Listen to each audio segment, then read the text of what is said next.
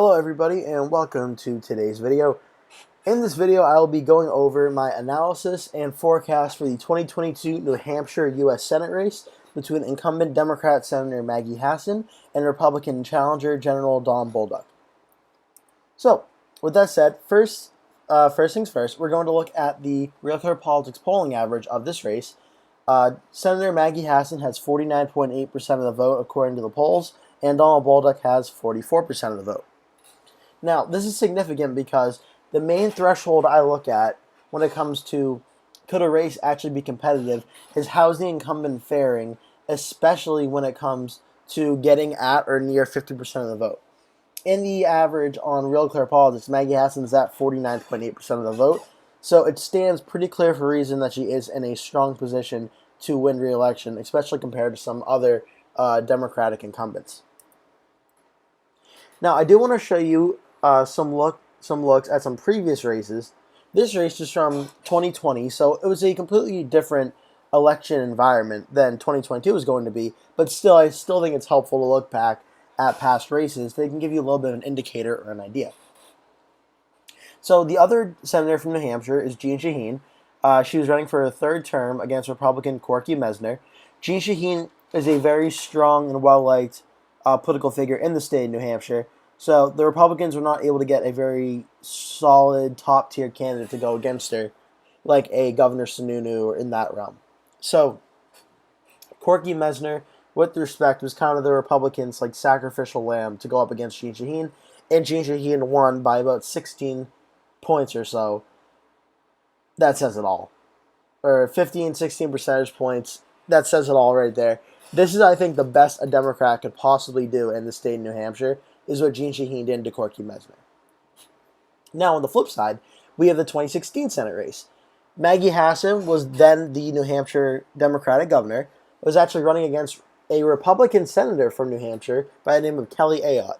Kelly Ayotte got elected in 2010 during the Republican Tea Party wave, though she was not a Tea Party Republican. Nonetheless, she won in 2010, and it was by a very big margin she won in 2010. It was not that close to a race. It was around, I believe, a 20-point victory, actually. So, Kelly Ayotte going into this election, well, everyone knew it would be a much closer race, but getting Maggie Hassan to go against her showed the Democrats are able to get a top-tier recruit to go against her. And Kelly Ayotte, there were issues about would she support Donald Trump, and she was back and forth on the issue. And the Libertarian candidate did end up getting about 2% of the vote, so maybe some of those votes cost her, maybe they didn't. Regardless, Maggie Hassan was able to get a plurality of the vote, 47.9%, and defeat the incumbent Senator Kelly Ayotte by 1,027 votes. So just to prove that argument, if you believe your vote doesn't matter, well, you could have been the 1,027 that flipped the Senate seat in New Hampshire, so your vote absolutely does matter. And lastly, in 2014, another closer race, not as close as 2016, but still pretty competitive, was Jeanne Shaheen versus Scott Brown. Now, Scott Brown, the former Massachusetts senator, loses re-election in 2012. He has a house in New Hampshire, moves up to New Hampshire, runs for Senate against Jeanne Shaheen. He was the best recruiter the Republicans could get in 2014. He put up a very strong fight and a solid fight. As you saw, though, Jeanne Shaheen was able to beat Corky Mesner by 15, so to only beat Scott Brown by 3 shows that Scott Brown was a strong candidate. However, Jeanne Shaheen, just more popular than Scott Brown, is still one of the closest elections in recent times at the federal elections for New Hampshire. So now we're going to move on back into the 2022 Senate race. According to a St. Anselm poll from September 27th to September 28th, inflation was the top issue at about 33% of people saying it was. Abortion was the second most popular issue at about 20% of the voters in the polls saying it was their most important issue. And election security, referring to everything that happened in the 2020 election and making sure elections are secure and the results are counted and such, the elections were 10% of people's most important choice. So now I made 2 different slides of some concerns and some optimism for both candidates. Starting first with Republican Don Bolduc, the main concerns for him are, is he possibly too extreme for New Hampshire? New Hampshire is a state that in the past has typically favored the candidates who are the more moderate of the two. And Don Bolduc is, especially by all the advertisements being out there, is more extreme than Maggie Hassan is.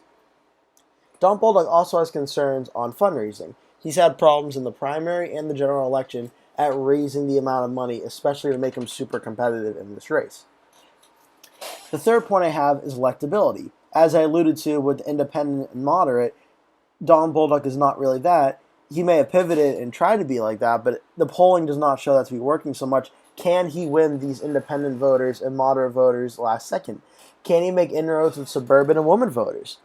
Two traditional voting trends that used to be voting Republican but have shifted to the Democratic side. Can Don Bolduc try to take some of those voters away? The last thing, which at this point may be kind of contradictory, but he has not been above 45% in any of the polls against Maggie Hassan that have been taken. Now, his floor, as I'm going to allude in the next slide, is also 45%, but if you're going to take down an incumbent, you would like to think there would at least be a poll showing you within 1 point or so, with you at 47, 48%, because Maggie Hassan is going to likely get around 49, 50% of the vote at least. You have to be running 50-50 to even have a shot at her at this point. And so far, the polls for Don Bolduc, that is not shown to be the case. Now, as for Maggie Hassan, she does have some concerns that in most approval polls, she's actually underwater. She is not super popular in those polls.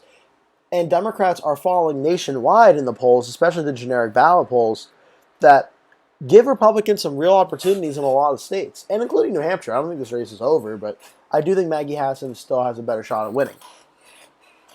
Maggie Hassan does have a pretty good track record of winning, but in the election she does, as I just showed you, she does not win by the biggest margins of victory, which means, depending on the election turnout, there is a possibility for Don Bolduc to maybe pull off an upset. As I alluded to, her other co-worker in the U.S. Senate, Jeanne Shaheen, got 56% of the vote in the her last election.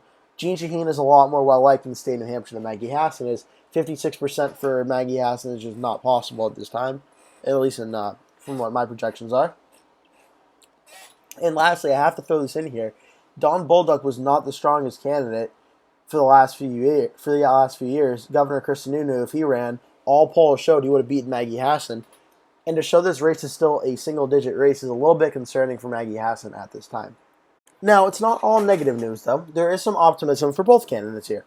For Don Bolduc, again, beginning with him, the Democrats, as I mentioned, have been going down in the generic ballot in the last week or so. And Republicans across the country are starting to poll better, especially in Senate and governor's races.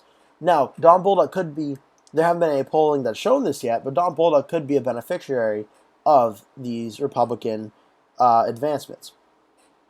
The most important issues by most polls still have inflation, gas prices, and the economy being number one, or at least at the top of the list. And those all favor Don Bolduc and the Republican Party at this time because most Americans that are either Republican or independent are blaming the Democrats for that since they're the party currently in power. Now, I don't know how it's going to turn out on Election Day at this time. We have to wait and see for that, but it would make sense that the Republicans would benefit from that. Don Bolduc does have a hard floor at 45%, so I do think he will be able to get at least 45% and keep it under double digits. But again, as I mentioned, I don't know how much he'll be able to gain from that, but he will at least keep it under a 10-point race. And one thing that is really, I think, not being talked about as much was there was a very divided Republican primary in New Hampshire, and up until literally the race was called, this race was a lot of different candidates that were not really, I wouldn't say the GOP was exactly super united behind Bolduc, but most of the Republicans have seemed to unite around Bolduc in defeating Maggie Hassan this time, and I do think that is going to help him.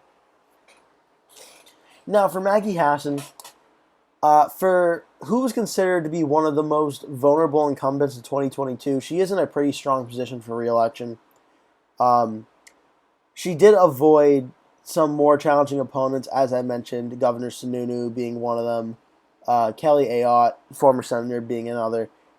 I think there were some Republicans who had a better shot against her, and her political war chest and political fortune has been able to avoid those candidates, which does help her out. And Maggie Hassan's media outreach team has an absolute just crazy number of advertisements out on TV, online, social media. You can't go anywhere in the state of New Hampshire without seeing a Maggie Hassan ad, and that is absolutely helping her out because the amount of voter engagement she's getting is honestly crazy. And as I mentioned, the elections have been close, but she does have a pretty good track record at actually winning statewide. Doesn't matter if it's one vote or 150 votes. If you win, you win. And she is polling, or she does have a good record of winning. Lastly, I don't know if this is still the case, but a month ago it was all about abortion, abortion, abortion. That was going to be the main issue going into 2022.